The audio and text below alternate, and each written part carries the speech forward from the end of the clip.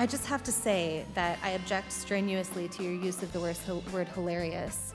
To me, this feels a lot like your reaction to being named in one of these manifestos. Now, you're of course not responsible for the words of somebody writing that document, but I do think that laughing at it is a real problem because these are real families that are impacted by this violence. And I think our efforts towards talking about this have to start from a place of mutual respect, which is what I've heard from this side of the table.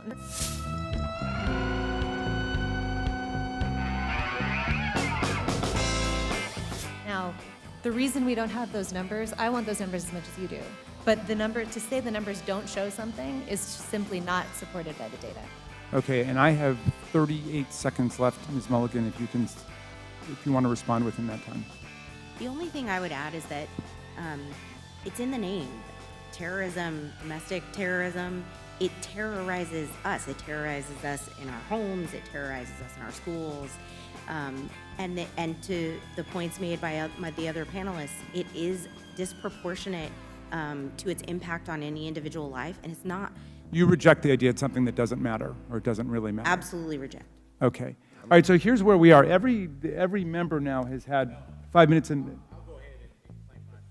Okay, and Mr. Clay, so we have 2 members who have not. So I'm going to go to the 2 members who have not yet, and we'll give an opportunity for a closing thought to any member who wants before we go. Am I next to respond, or is Mr. Meadows? I thought Mr. Meadows was next. Mr. Meadows, okay. Mr. Meadows is next, then Mr. Clay, then to you, Mr. Jordan.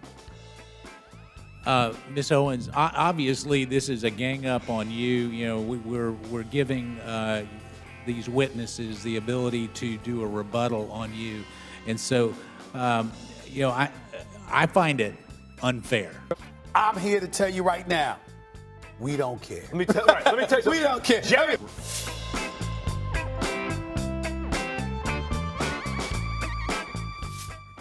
Ms. Ballou, I mean, you know, candidly, for you to show mutual respect and then you to go after Ms. Owens, it's not appropriate. So, Ms. Owens, you can have 4 minutes and 34 seconds to respond.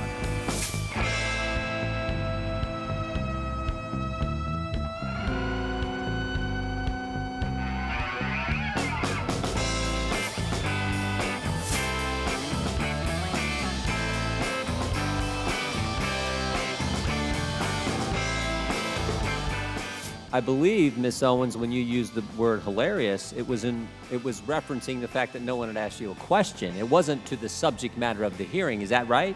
That is correct. And to have another witness insinuate something that is not accurate is just not appropriate, Mr. Chairman, for how witnesses are supposed to behave in front of this committee. I also think you didn't say it doesn't matter about the subject matter of today's hearing. You said there are other subjects that matter as well, and maybe we should spend some time on those. Is that accurate? That is correct, and they matter much, much, much, much more, and I have said that. I said that in my opening, and I will say it again. You know that white supremacy and white nationalism is ranks nowhere near the top of the issues that are facing Black America. What the hell did you just say?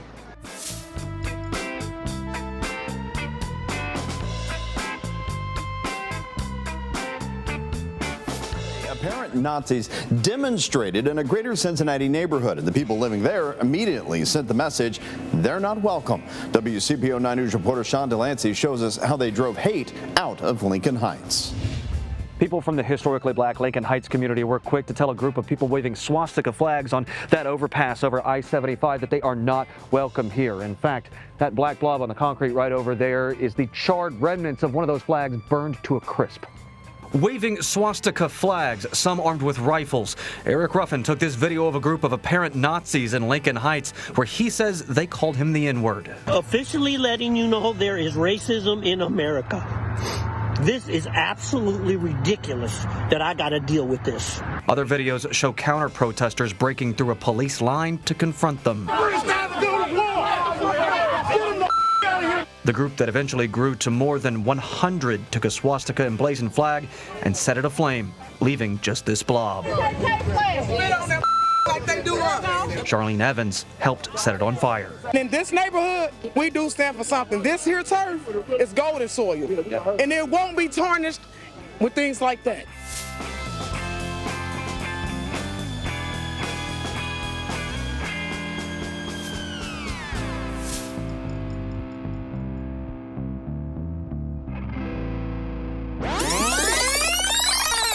much, much, much more. And I've said that. I said that in my opening, and I will say it again. You know that white supremacy and white nationalism is nowhere near, ranks nowhere near the top of the issues that are facing Black America. Shut up, bitch! Oh my God!